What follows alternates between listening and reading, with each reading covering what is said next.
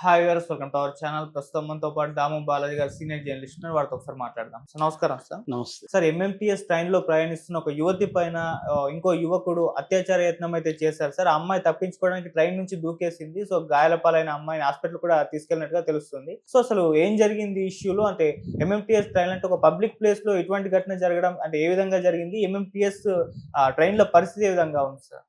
ఒక పక్క పోలీసులు ప్రతి క్రైమ్‌లో ఇన్వాల్వ్ అయిన ప్రతి ఒక్కరిని పట్టుకుంటున్నారు గానీ, క్రైమ్స్ అయితే హైదరాబాద్‌లో బానే జరుగుతూనే ఉన్నాయి. ముఖ్యంగా స్త్రీల మీద అత్యాచార సంఘటనలు బాగా పెరుగుతూనే ఉన్నాయి. ఇప్పుడు ఇది ఇంకా ఘోరమైంది.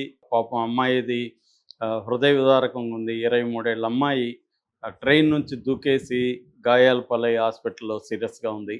ఏం జరిగింది అని చూసినప్పుడు ఈ అమ్మాయి పేరు మనం చెప్పట్లేదు. తను అనంతపురం ఉరవకొండకు సంబంధించిన అమ్మాయి. ఆ ఊరు నుంచి హైదరాబాద్‌కి వచ్చింది. 23 ఏళ్ల అమ్మాయికి.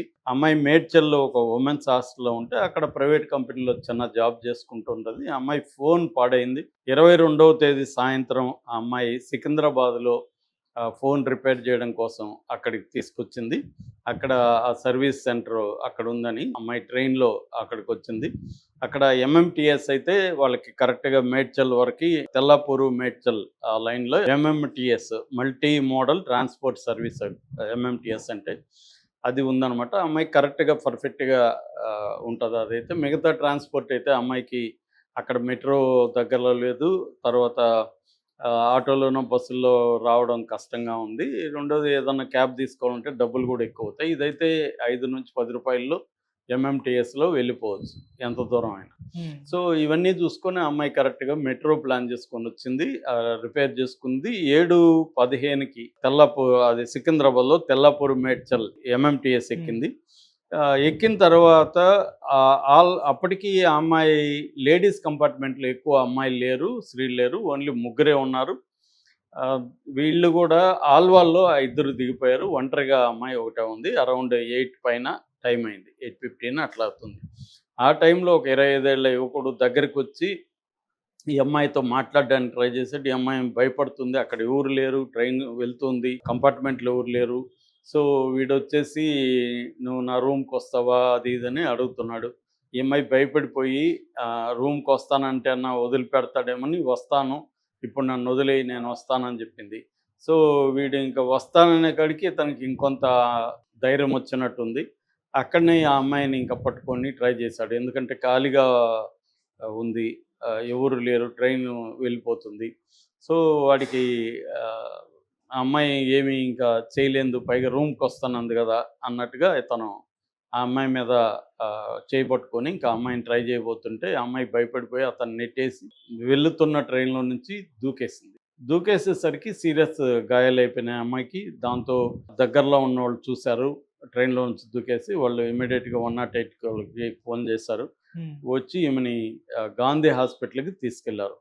సో ఆ అమ్మాయి స్పృహలో గాంధీ హాస్పిటల్‌కెళ్ళేసరికి స్పృహ వచ్చింది. బాగా పెయిన్‌తో ఏడుస్తుంది. గడ్డము, తల, తర్వాత కుడి చెయ్యి మణికట్టు ఇరిగిపోయింది. ఆ అమ్మాయి ఏందంటే ఒక రకంగా మతిస్థిమితం కూడా తప్పిపోయిందని అక్కడున్న డిప్యూటీ సూపరింటెండెంట్ సునీల్ కుమార్ కూడా మీడియాతో చెప్పాడు.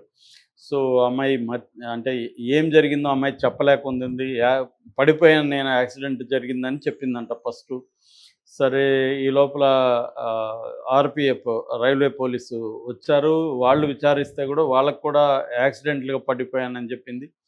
సో సరే అని వైద్యం చేస్తున్నారు. ఆ అమ్మాయికి ఆర్థో, ప్లాస్టిక్ సర్జన్స్ వాళ్ళు వచ్చారు. సిటీ స్కాన్ తీశారు హెడ్‌లో.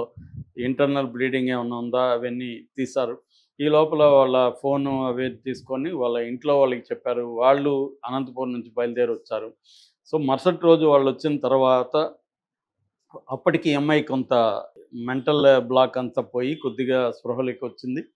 వచ్చి వాళ్ళకి ఏడుస్తూ ఇలాగ నన్ను ఒక అతను చేయాలనుకున్నాడు. నేను దూకేద్దాము, తప్పించుకున్నా అని చెప్పి దూకేశాను అని బంధువులకి చెప్పింది. దాంతో బంధువులు పోలీసులకి, హాస్పిటల్ సిబ్బందికి తెలియజేశారు. ఇలాగ జరిగింది ఇలాగని.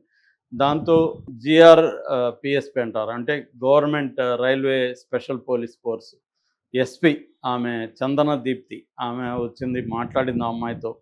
సో ఏం జరిగిందంటే అప్పుడు అమ్మాయి డీటెయిల్స్ అంతా చెప్పింది. దాంతో వాళ్ళు కేసు నమోదు చేసుకున్నారు. ఇక్కడ ప్రాబ్లం ఏంటంటే పోలీసులకి అతను ఎవరో తెలియదు. టికెట్ ఇష్యూ చేసినప్పుడు అతని పేరు అవేమి రాసుకోరు కదా! మామూలుగా అయితే. మెట్రోలో అయితే కొంత బెటర్ గానీ ఇక్కడ అవేమి ఉండవు. సో, దాంతో అతనెవరు ఏంది తెలీదు. సీసీటీవీలు చూస్తే ఆ రూట్‌లో సీసీటీవీలు ఎక్కువ లేవు. ఎక్కడ ఇలా కంపార్ట్మెంటు సీసీటీవీలో కనిపియలేదు.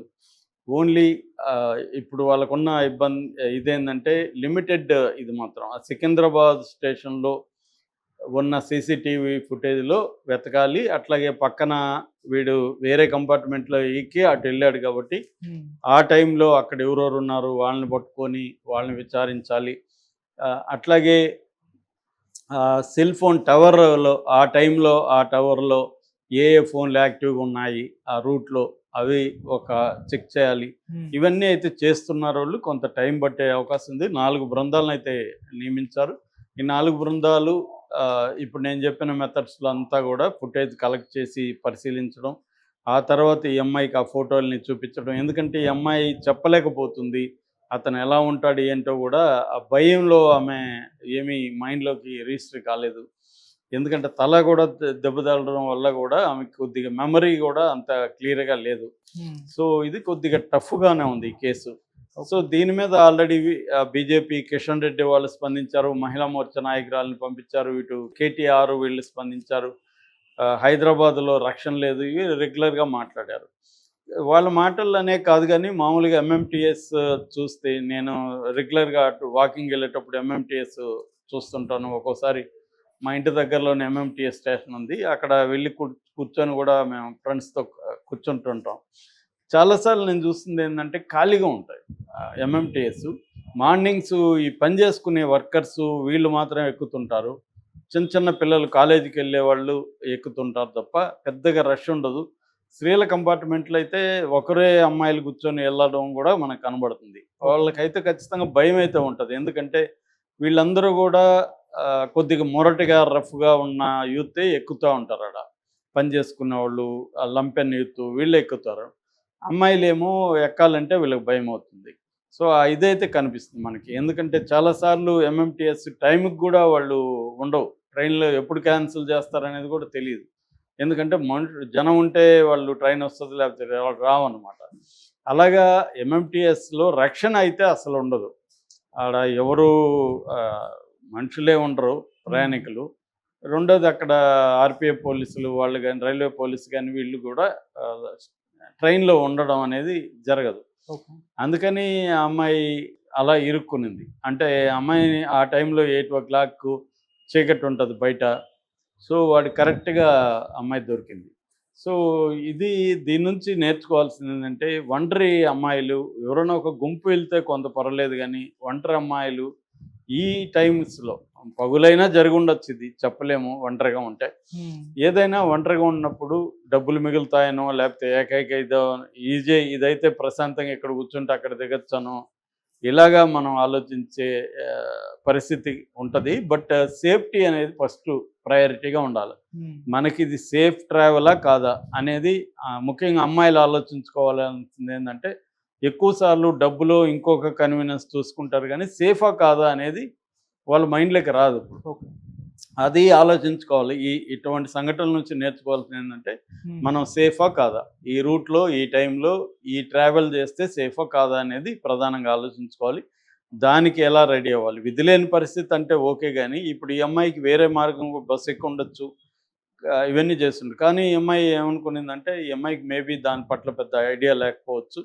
అందుకని కూర్చుంటే అక్కడ దిగేద్దామని అనుకుండొచ్చు. అలాగే నాకే చాలా సార్లు అనిపిస్తుంది ఇంత ఖాళీగా వెళ్ళే వీటిని ఎందుకు రైల్వే బర్డనే కదా అని.